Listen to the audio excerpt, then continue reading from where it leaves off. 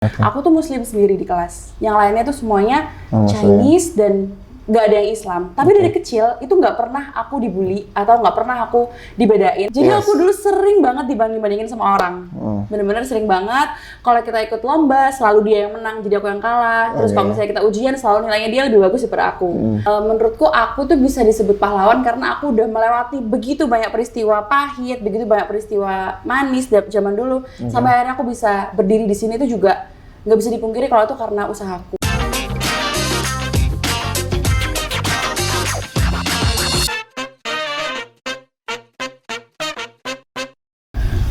Fadila Intan, selamat datang di One Talk. Yeay! Akhirnya sampai juga walaupun aku udah terlambat selama setengah jam lebih, maaf. Terima kasih, Ding Fadila. Sama-sama. Ternyata bagian dari keluarga besar Paguyuban Cak Daning Surabaya. Ding finalis ya waktu itu, juara finalis 2019 ya? 2019. Ding berbakat. Kayak aku itu. Yes. Sudah jelas kan ya? Kalau kemudian Ding berbakat, ya mungkin teman-teman juga sudah tidak asing malang melintang di dunia tarik suara. Ya. Dan baru saja September kemarin kalau nggak salah merilis lagu perdana. Wih, tepuk tangan dulu, mantap.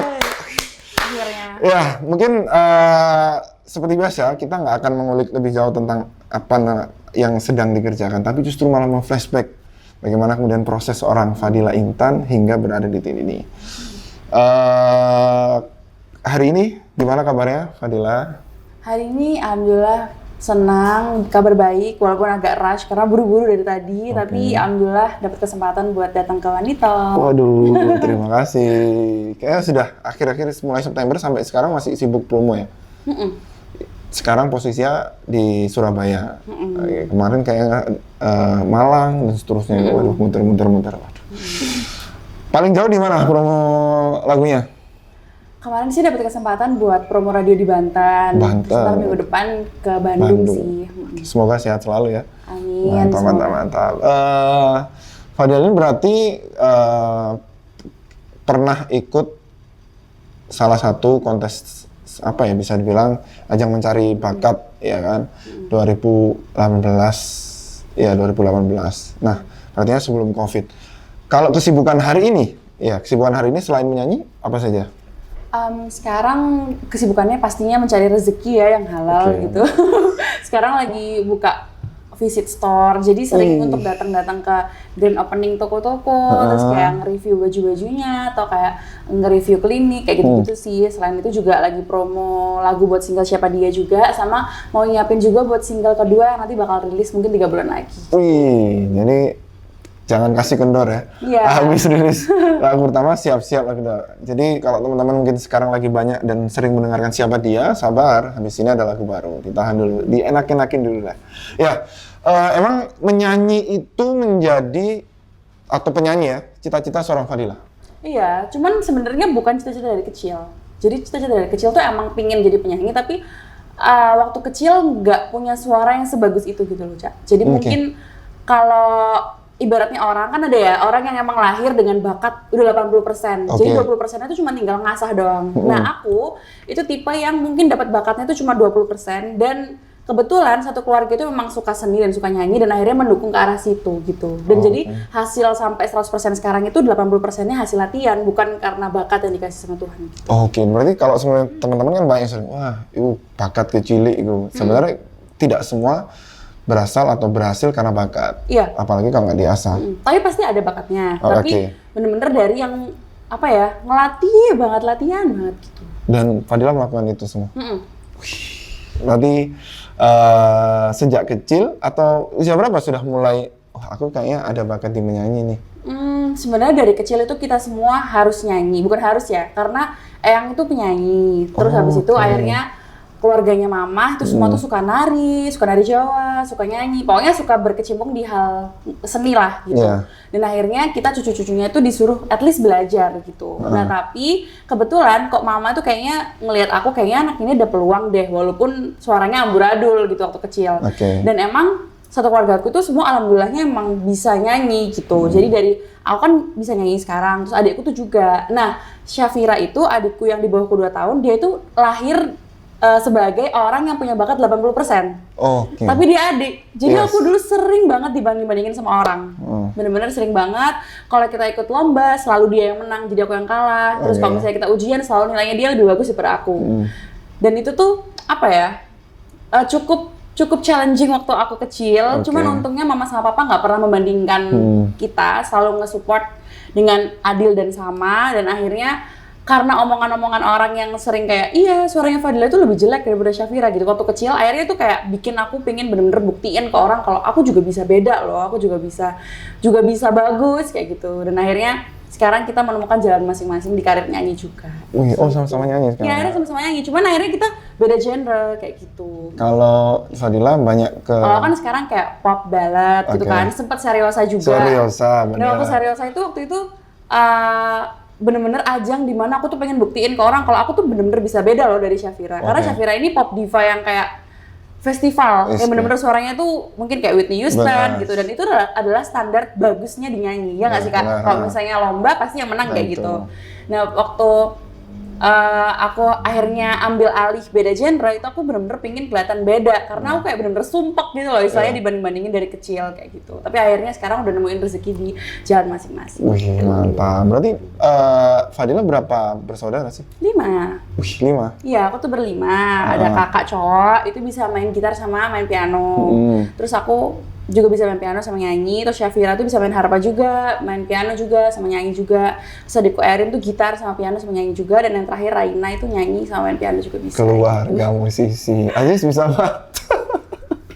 Maksudnya satu keluarga emang musisi ya? Emang, dan itu baru belajar musik gitu. Oh, dan itu lahir sudah langsung disuruh milih. Enggak juga sih sebenarnya. Cuman karena dari keluarga Eyang itu semuanya ada yang dari Jawa, ada yang macam-macam. Jadi kayak kita tuh kayak aku apa ya, jadi kayak terpacu gitu. Oke. Dan biasanya arek Surabaya kan kental sekali dengan khas gaya bicaranya. Tadi saya nggak menyangka sebenarnya, tak pikir anak luar Surabaya. Karena belum sebelum mengenal seorang Fadila ya. Ternyata arek Surabaya, Rek. Ya. Surabaya arek Manyar, benar? Iya, Manyar aja. Jadi banget, cuman kepleset doang udah sampai ini di sini.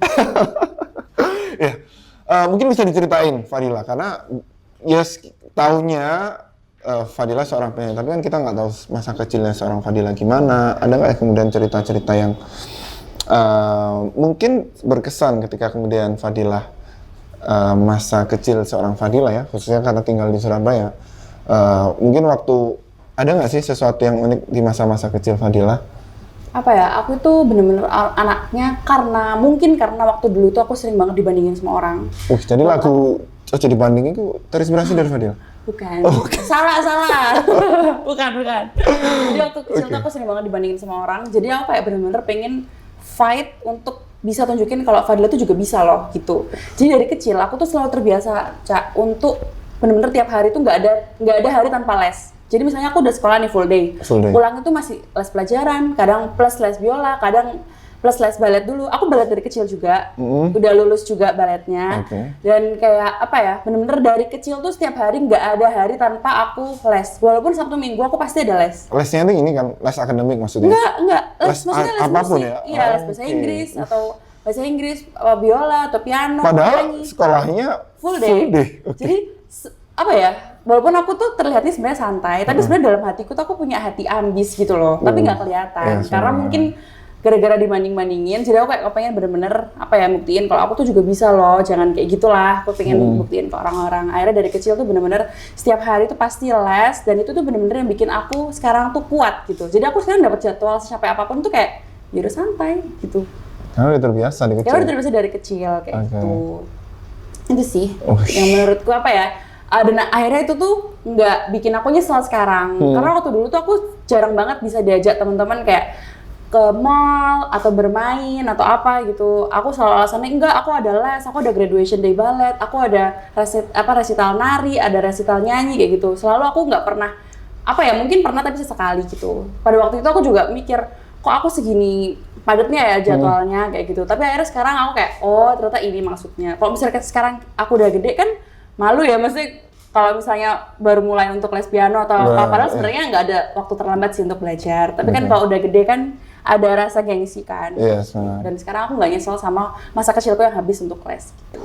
Mungkin kalau teman-teman yang biasanya disibukkan dengan aktivitas itu, salah satu konsekuensinya adalah tidak punya teman. Banyak. Aku punya teman loh. Dan kayak humble dan banyak temannya seorang Fadila. Karena dari les itu akhirnya punya banyak punya banyak channel kayak gitu. Oke, circle ya. Dari balet pun yang aku kagumin ya. Jadi sebenarnya di balet itu kan aku udah dari 3,5 tahun. Aku tuh Muslim sendiri di kelas. Yang lainnya tuh semuanya Chinese dan nggak ada yang Islam. Tapi dari kecil itu nggak pernah aku dibully atau nggak pernah aku dibedain. Selalu dari kecil tuh bahkan yang menurutku teman-teman yang lebih peka kalau misalnya aku lagi jatuh, lagi berduka atau apa tuh justru teman-teman yang beda istilahnya kayak beda suku sama aku. Jadi benar-benar punya les banyak pun itu nggak bikin aku nggak punya teman, malah bikin banyak channel kayak gitu. Dan itu malah benar-benar terasa Indonesianya adalah ketika menjadi seorang minoritas, tapi malah justru malah bagus, malah disupport oleh teman-teman tadi. Padahal kulitku juga paling hitam. Kalau misalnya di kelas kan kita kan masih paling hitam. Enggak, pada waktu itu Kak. Kalau sekarang kan udah perawatan, jadi kayak udah agak lumayan gitu loh.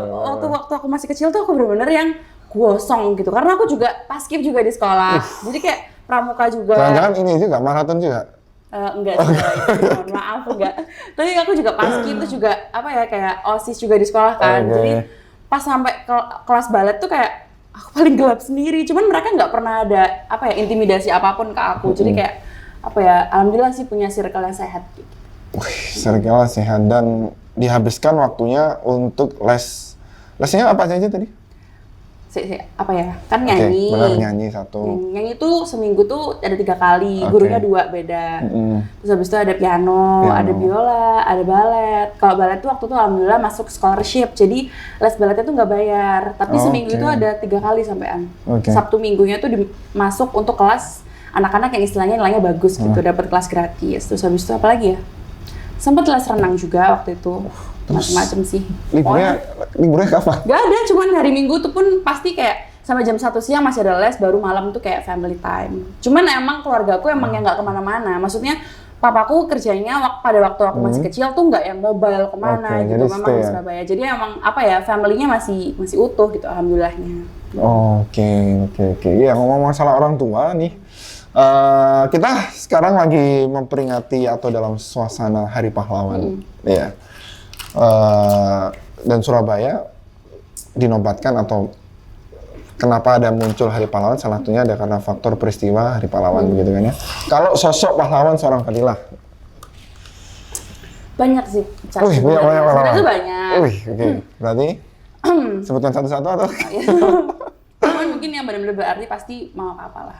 Dia itu udah pasti ya kalau nggak ada mereka berdua aku nggak ngerti aku harus ngapain, aku bakal gimana. Emang mereka berdua benar-benar pahlawan sih. Pahlawan dalam hal dalam hal fisik, dalam hal pokoknya semua benar-benar whole gitu ya. Whole sih. Dari nasihat-nasihatnya pun juga, terus masukan-masukannya, terus supportnya ke aku sebegitu besarnya untuk aku pengen jadi penyanyi itu nggak bisa dihitung sih. Itu yang pertama, menurutku mereka adalah pahlawan. Yang kedua, menurutku pahlawan itu perempuan juga menurutku seorang pahlawan sih. At least dia menjadi pahlawan untuk dirinya sendiri. Dia bisa menjadi perempuan yang kuat, maksudnya dia bisa menjadi perempuan yang menginspirasi banyak orang. Dan yang ketiga menurutku pahlawan adalah aku sendiri. Karena aku sekarang bener-bener lagi sayang sama aku sendiri nih, Cak. Apalagi sekarang kan lagi banyak issues. Kita harus sayangin diri sendiri kan, harus sayang sama mental diri sendiri juga. Dan menurutku aku tuh bisa disebut pahlawan karena aku udah melewati begitu banyak peristiwa pahit, begitu banyak peristiwa manis dari zaman dulu, sampai akhirnya aku bisa berdiri di sini itu juga nggak bisa dipungkiri kalau itu karena usaha kerasku juga. Jadi aku juga bisa disebut pahlawan bagi aku. Benar, karena pahlawan kalau dalam KBBI itu adalah mereka yang rela berkorban dan berjuang, begitu. Dan hari ini Fadil sebenarnya sedang berjuang untuk kemudian tetap bisa berkarya. Benar. Nah nih, salah satu yang kemudian isunya anak muda itu kan healing gitu ya. Ini kan kalau ngomongin Fadila, kok kan padat Senin sampai Senin mana ini. Nah, terus pernah nggak sih merasa capek kemudian terus kesel aku atau gimana? Pasti adalah, pasti pernah ada momen. Jadi gini Cak, aku ikut Rising Star itu kan 2017. Rising Star 2017, oke. Terus waktu itu papa sama mama itu udah yang bilang, ayo Dila cepat bikin single aja habis Rising Star. Cuma aku ngerasa, jujur keluar dari Rising Star itu followers aku masih 6.000. Itu masih dikit untuk menjadi seorang penyanyi menurutku ya. Dan pada waktu itu, penyanyi itu kalau nggak masuk label itu nggak bisa rilis single. Karena kalau sekarang kan banyak yang indie bisa. Kalau dulu tuh menurutku jarang sih dan susah. Akhirnya aku ngerasa kayaknya aku belum pantas deh kalau aku punya single sendiri waktu keluar dari Rising Star kan. Akhirnya aku mencoba untuk cover-cover itu. Cover-cover itu yang alhamdulillah akhirnya naik di YouTube, di Instagram, di TikTok dan lain-lain. Akhirnya bawa aku jadi seperti sekarang. Tapi waktu itu papa udah bilang juga, ayo cepetan bikin single kayak gitu. Tapi aku tuh pingin singlenya itu setelah aku benar-benar punya banyak masa, istilahnya kayak gitu. Jadi supaya waktu kita bikin single tuh ada yang dengerin. Tervalidasi. Akhirnya aku coba ikut Indonesian Idol waktu tahun 2019 dan aku nggak lolos. 100 besar pun aku nggak masuk. Padahal maksudnya kalau bisa dipikir harusnya tuh suara kayak aku tuh at least 100 besar harusnya masuk. Kalau bisa dipikir pada waktu itu. Padahal kan sebenarnya yang dicari nggak cuma suara aja kan. Dari penampilan, dari mungkin karakteristik, branding dan lain-lain. Tapi pada waktu itu aku bener-bener down karena aku udah sampai juri tamu di Jakarta dan udah banyak juga yang tahu aku tapi aku nggak masuk. Itu aku malu banget, bener-bener malu banget. Bener-bener kayak aduh muka aku mau taruh mana gitu kan. Sempet down. Terus sempet nih ada musisi yang nawarin aku untuk rilis single lagunya dia.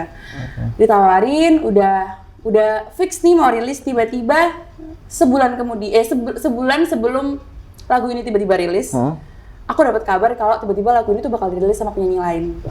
Dan itu aku tahunya dari orang lain, Kak. Itu bener-bener sakit pol rasanya. Itu padahal setelah fase habis nggak lolos. Habis jatuh itu aku ditawarin mau rilis single kan. Aku kira kayak, oh mungkin ini rezekiku gitu. Mungkin aku nggak lolos idol tapi aku dapat single dari orang ini orang gede nih udahan. Ternyata lagu itu dirilis sama musisi lain dan aku taunya kalau dirilis sama orang lain itu dari orang lain juga, bukan dari dia. Itu sakit banget kan. Akhirnya aku udah capek, terus akhirnya aku aku semangat lagi, cover lagi. Habis itu ada lagi nih yang mau istilahnya ngemodalin aku untuk single. Udah dikasih 2 lagu, ternyata juga tiba-tiba nggak ada kabar dan nggak ngerilisin itu lagi. Jadi aku kayak merasa wah kok di PHP-in terus. Aku aku produksi sendiri ya, udah mikir kayak gitu. Tapi aku masih tahan, coba deh aku ikut X Factor yang tahun kemarin. Aku coba audition, bahkan online audition pun aku nggak dipanggil. Jadi aku kayak merasa jatuh lagi kan, kayak ya Allah aku ini sejelek itu kah aku sampai aku nggak, at least tuh 100 besar tuh aku nggak masuk gitu.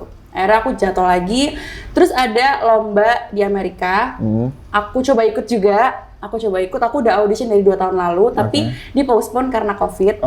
Terus aku akhirnya berangkat 3 bulan lalu, pakai uang sendiri dan maksudnya uang pribadi orang tua. Tidak ada dukungan dari siapapun, aku berharap semoga ini jadi prestasiku deh, prestasi terakhir, walaupun sebenarnya kita jadi delegasi aja tuh udah membanggakan gitu kan, karena kan orangnya terpilih. Sampai sana ternyata aku nggak menang sama sekali. Aku ikut 4 kategori, nggak ada yang masuk sama sekali. Aku down lagi, bener-bener kayak dunia tuh kayak hancur banget menurutku. Karena waktu itu udah 2 tahun terakhir kok aku nggak ada prestasi sama sekali. Walaupun aku YouTube masih jalan sih, tapi kan aku pingin kasih kebanggaan gitu buat mama sama papa. Akhirnya gagal lagi, terus alhamdulillahnya ketemu sama Teh Meli itu, aku cover lagu Denting, terus alhamdulillah hit sampai 30 juta viewers, dan akhirnya beliau notice, terus kerjasama, dan akhirnya rilis lah Siapa Dia gitu. Jadi kegagalannya itu banyak, Cak. Sumpah aku sampai kayak kalau ikut lomba kalah tuh kayak udah hafal rasanya sampean.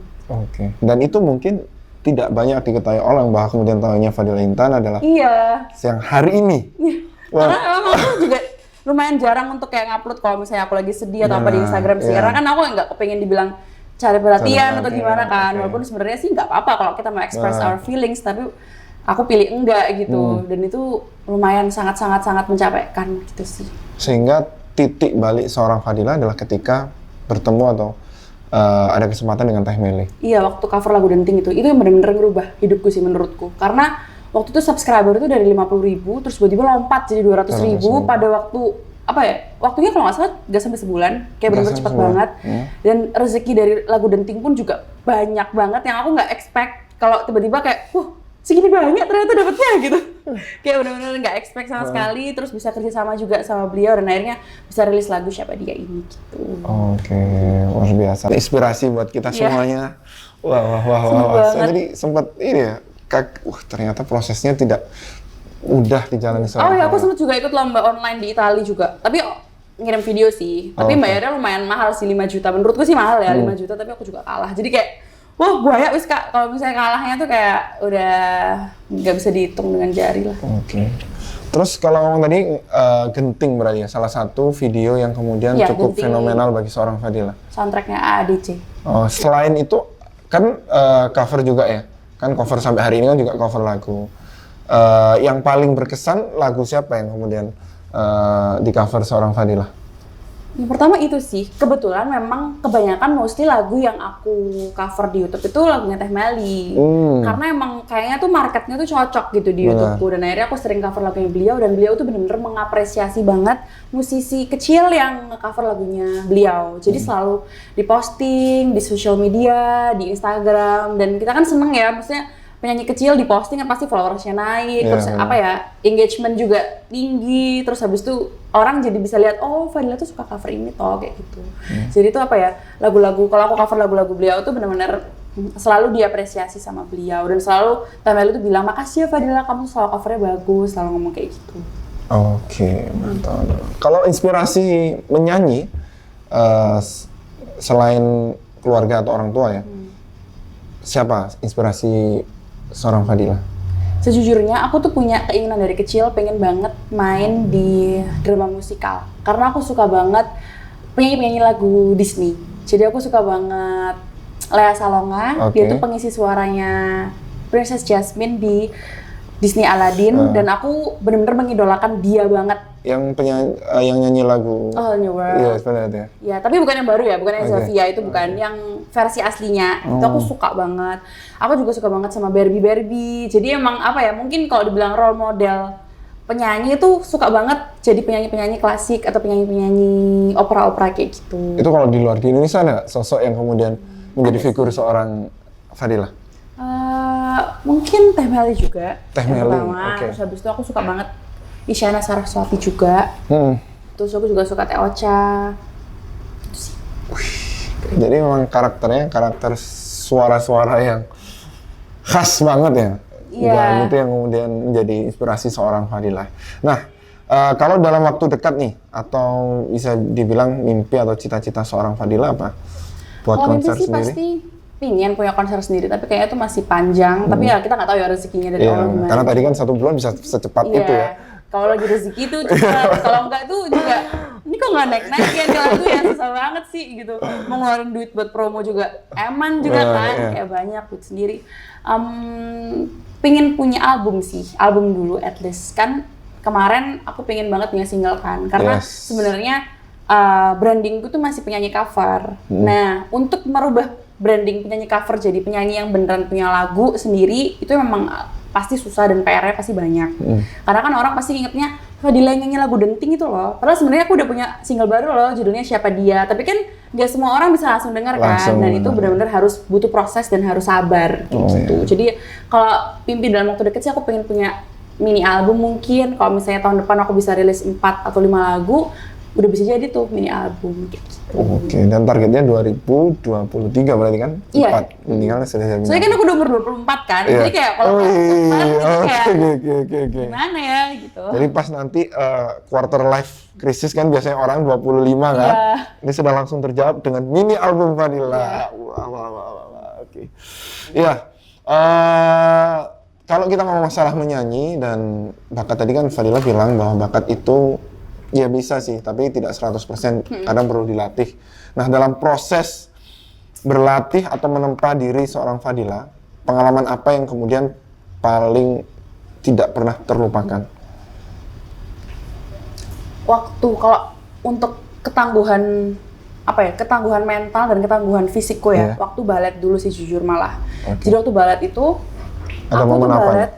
Jadi aku tuh kan dari SMP udah ngajar balet sebenarnya, ikut jadi asisten gitu. Oh, jadi SMP udah ngajar ya? Udah balet. Terus habis itu jadi tuh dulu tuh jadwalnya kayak gini, Cak, kalau Sabtu jam 9 tuh aku ngajar sampai jam 10, ngajar bantuin miss-nya, ngajar balet. Terus habis itu jam setengah 11 sampai jam 12 itu les piano. Terus jam 1 sampai jam 6 sore itu les balet yang scholarship itu. Oke, yang beasiswa. Dan jadwal itu tetap aku lakukan waktu aku puasa. Dan aku nggak mengeluh. Aku tahu kalau itu bakal bikin aku kuat. Dan menurutku itu yang apa ya?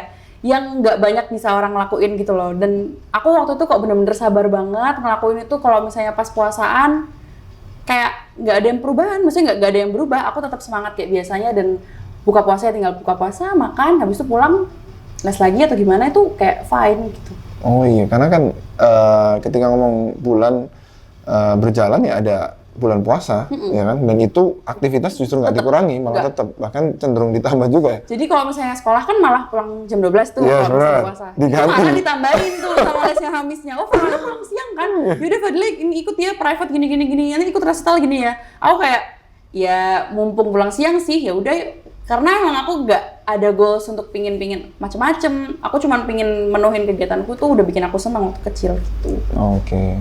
Kalau sekarang gimana cara seorang Fadila tentukan aktivitas menyanyi yang menjadi prioritas? Studi juga sudah selesai. Ada keinginan buat lanjut studi nggak sih? Mungkin masalah. Sekarang saya lagi pengen jadi penyanyi dulu sih. Okay. Soalnya kan dari kemarin-kemarin tuh penyanyi cover kan masih dianggapnya tuh kayak sebelah mata. Iya betul. Padahal sebenarnya nge-cover pun tuh juga butuh hati, butuh effort, butuh apa ya? Dan gak banyak juga loh orang yang bisa nge-cover tuh banyak yang nonton. Ngerti nggak sih Cak? Jadi kayak sebenarnya penyanyi cover pun itu juga ada effortnya loh, atau bakal effortnya juga banyak. Tapi kan memang masih dipandang, bener-bener dipandang sebelah mata. Apalagi dulu aku sering banget, gak dulu sih, sekarang juga masih banyak kok yang ngomong, iya dia tuh cuman tukang cover, gak punya karya, cuman bisanya tuh cuman nyanyiin lagu orang, gak pernah konser solo gitu. Sering aku dapet kayak gitu. Tapi kan kayak mereka nggak ngerti perjalananku dari dulu, dan aku juga nggak kenal sama mereka, jadi kayak buat apa didengerin gitu kan. Jadinya kayak aku masih pingin banget, goals aku sekarang tuh bener-bener pengen jadi penyanyi yang orang tuh tahu Fadila sebagai ya singlenya dia gitu. Oke, dan terjawablah dengan single pertama ini. Ya, alhamdulillah. Mantap. Kalau membagi waktunya gimana seorang Fadila?